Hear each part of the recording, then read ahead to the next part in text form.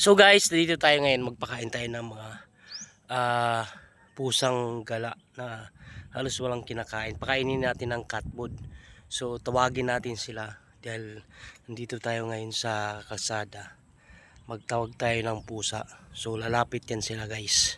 Habang nag-prepare ako ng pagkain ng cat food para sa kanila, sa mga pusa ay wala pa akong nakikita na pusa na lumalapit. Kasi alam nila kapag lumalapit sila ay takot sila sa tao. Kaya ang ginawa ko dyan, prepare ko muna yung pagkain na cat food at umalis ako dyan sa area na yan. So nakatutok sa kanila yung video na yan ay unti-unti nang lumalapit sila.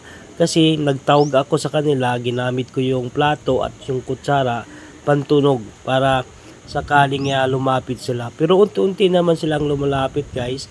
Pero hindi talaga sila basta-basta kumain kasi nakita nila ako doon sa malayo. Kaya salamat ako kahit papano ay unti-unti na silang kumakain, unti-unti na silang lumalapit sa cat food na prepare ko.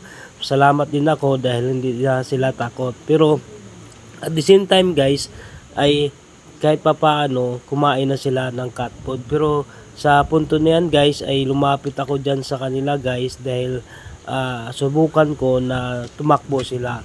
Ayan, tumakbo sila pero ayan. So guys, nag-aakma akong lumapit sa kanila.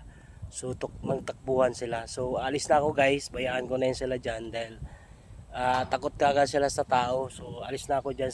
Sana guys maraming mag-share nito at marami pa tayong matulungan na tulad nila. Maraming salamat guys, and ingat kayong lahat. Mwah.